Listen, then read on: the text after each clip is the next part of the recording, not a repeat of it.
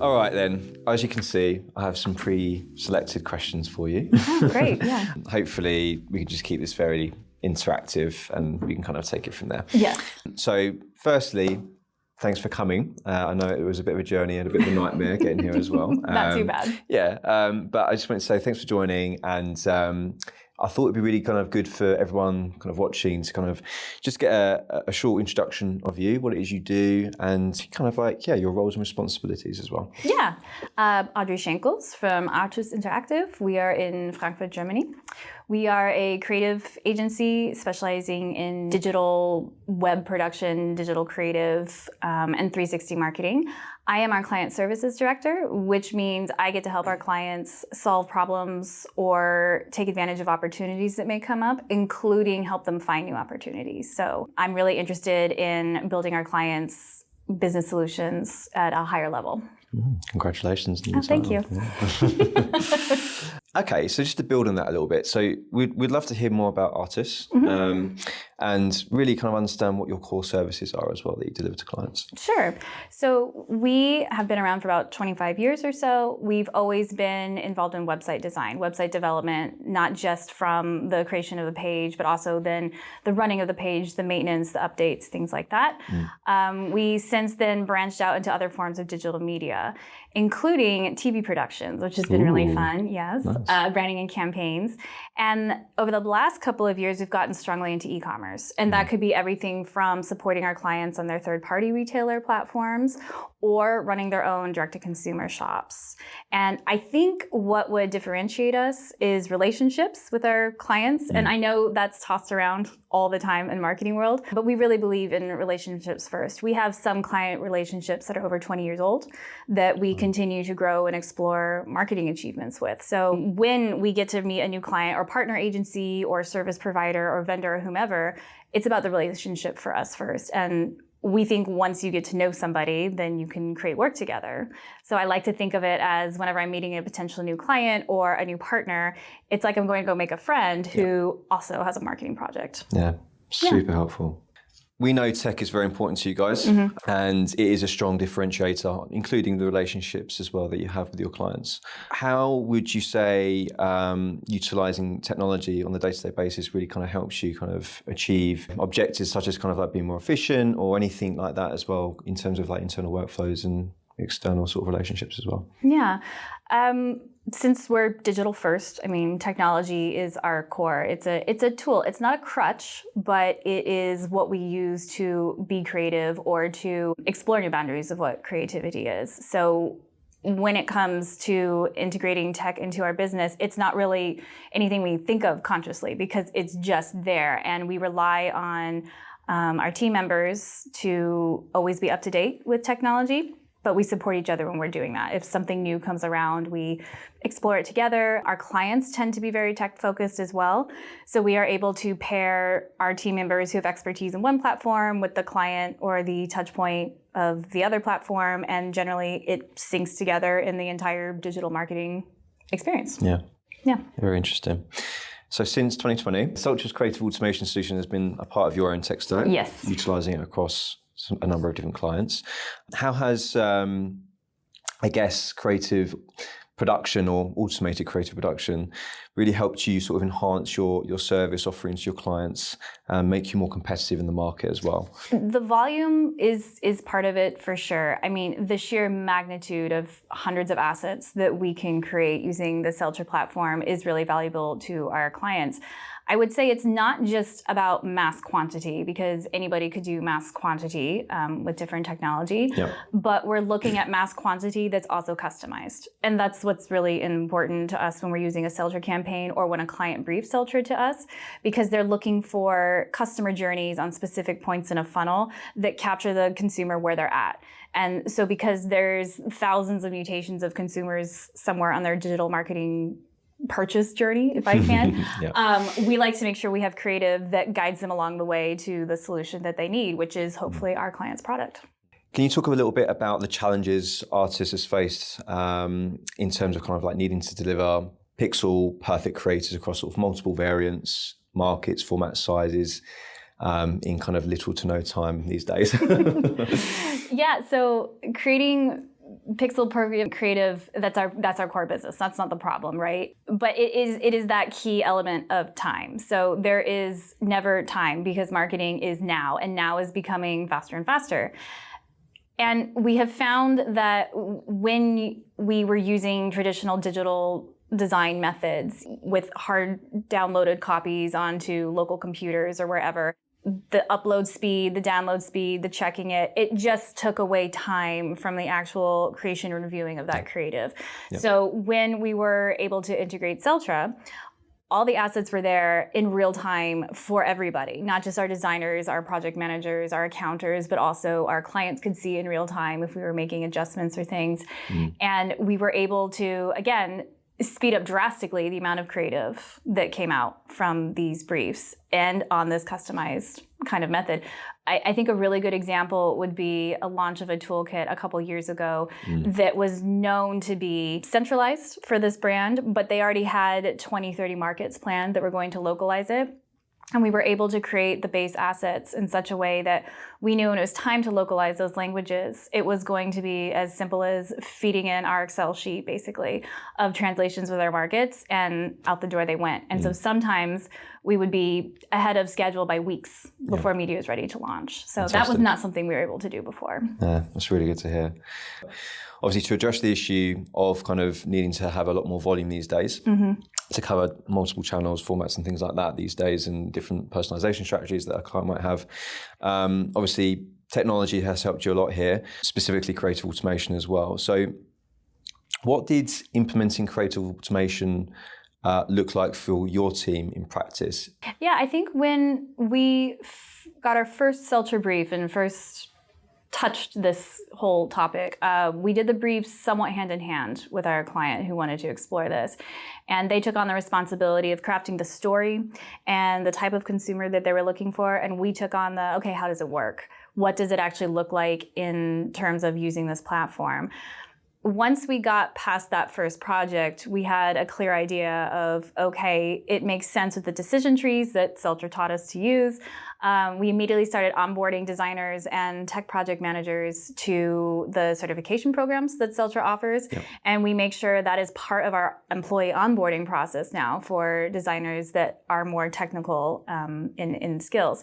So in our workflow, when we get a brief now for a Celtra toolkit, we already have a team established that knows Celtra back and forth. They're ready to go, and they can explain it to the client too, to say, well, you don't have to be that executional because here's what we can actually do, and media can take that individually on their own. On the other hand, because we have this expertise, now we can also identify briefs that don't have Celtra in mind, and we can say, this would be a perfect fit for your toolkit, for your campaign, for your whatever it is. Consider moving and hosting things onto Celtra's platform where we can adjust as we go. Has it impacted the speed, creative automation this is, at which you can deploy initiatives and activate them in a market per se? Super, super quick. It's almost like lightning speed quick. I can sometimes get a brief on a Monday and have it done Tuesday night, like finished, ready to go with Celtra, which sure, you can do with maybe other methods, but again, it's the volume that we're putting out there. What we've also noticed too is part of understanding, is my marketing working, is testing and constantly trying to prove or disprove an idea. So sometimes the volume is not just customized based on the customer journey, but it's also based on, we're going to test if this is the right creative for this point on the sales funnel. So when we launch the assets to media or media deploys, we wait, the standard time depending on the platform until media receives that data, and then they can come back to us and say, well, here is the winner. Let's try this. And so without disrupting the campaign, we can make the adjustments within Celtra and either stop some creatives from being seen, or media can, or we can say, well, that worked in this language, let's deploy it to these other languages. Or this product showed better on this color, let's try to cross markets and see if the same thing. So on the fly, literally, we can be updating in real time. Oh, and that's, really, I think, part of the automated part, right? Yeah, of course. Yeah. That's what we're trying to do. Okay, so we've noticed in the industry as well at large, brands are kind of struggling to sort of produce enough ads, and they've been having trouble sort of combating ad fatigue as well, and launching robust creative testing strategies. Have you sort of seen or been seeing this with clients, and has like technologies such as like creative automation been a lifeline on this front, or have you sort of seen other things in that sort of space?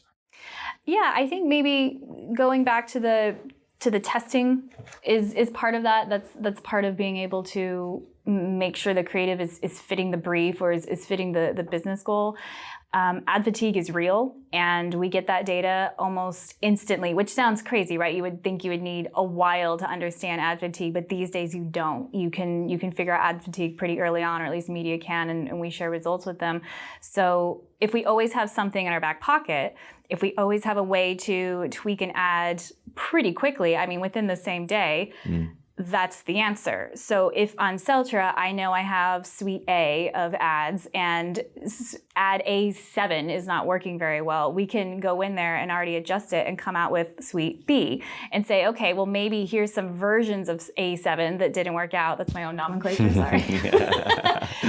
So maybe that didn't work out. Let's adjust and spit out this entire new set of ads. Again, almost same day on some of these programs. Good to hear. Okay. I think another big opportunity for you guys is probably around the topic of brand guardianship. Yes. Could you explain how maybe introducing sort of modular, templatized creatives has maybe transformed your approach to this topic? When a designer is getting ready to have a creative with a certain message, right? One of the framing points that they use first is, what are my brand's guidelines? What are the safety guidelines? What is the corporate identity and voice of my brand? When a campaign can have hundreds of assets, whether it's billboards, it's digital media, it's TV, whatever, there's going to be, across agencies, even within agencies, lots of people touching that, and errors will occur. That is pretty natural. Brand corruption is going to happen. Now, that's not acceptable to us to deploy, obviously, so we will go in and fix it, but that's still a manual process to go into each type of design file and find the error. Maybe it's a color code that was one hex point off, or maybe the logo was slightly pixelated, we didn't use the highest resolution. Then you go in and you download it, fix the error on your machine, upload it, and then do that again for every touch point and every format. On Celtra, because those art boards can fit all kinds of format and dimensions of creative, and we know that they're in that modular kind of atomic way where we know the color is separated out, we know the logo is separated out, it's one click that then gets applied to every artboard. And that's one person that can do that. And then you have that guardianship, which is really important for consumer trust and authority reasons. That consumer is going to have no idea there was ever an error in any of that. It's going to look the same, and it's going to be instant. I guess it helps standardize the workflow as well across your team. Yeah. Knowing that you're only using one product, one platform, and it's all kind of usually the same way of working as well. So. 100%. I mean, designers love templates. We love templates. It makes work consistent. It's not because it's easier, but it makes work consistent. And so when we set up our template artboards in Celtra, we never have to touch them again because we know they're correct from the beginning. And then the automated process runs from there. Last section. E-commerce solutions for DTC strategies. Yes. So obviously this is an area that you guys are new to the sort of market with? Or? I don't know if we're new, but it's really become an explosive area of growth, for sure. Of course. Yeah. Okay.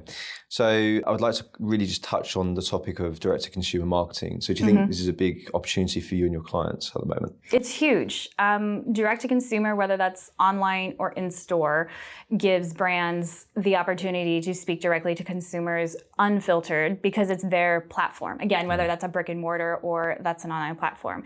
Clearly in the digital space, we're here for the web shops. Yep. Not only are they able to talk to the consumer exactly the way they want, but consumers are giving permissions to give data to those brands in that first-person party method, which is getting harder now with browsers having to change, with manufacturers of technology having to change policies and rules around data protection.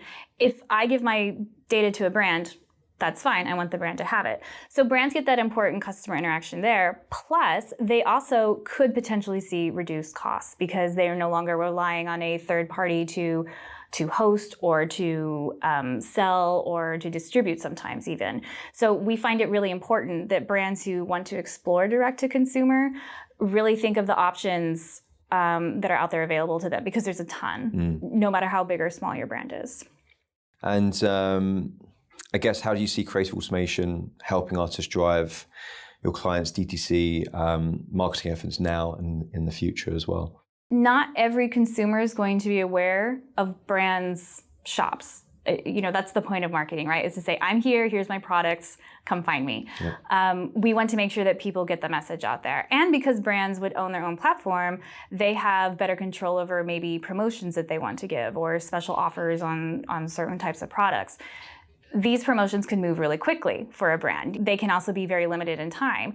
So because if we go back to the beginning and say marketing is now, and now you're too late 3 seconds ahead of time, it's important that we give our direct-to-consumer clients that ability to also market immediately, again, with a volume of creative, to say, hey, come to our store, we have a promotion just for you. Yep. And it can be personalized, because Celtra obviously has the ability to let us create very custom sounding kinds of creative, and that helps drive the consumer to the DTC shop. I'm out of questions. So I just wanted to say, Audrey, thank you very much for joining us today. Really appreciate your insights and I guess your thought leadership as well on this topic. Looking forward to working with you and what we've got in store for the future together. Yeah, no, thank you for having me. This has been awesome to talk about it. I know that creative automation might sound like a weird topic to get excited about, but I get excited about it. And so are we. It's good. Thank you. All good? Yeah.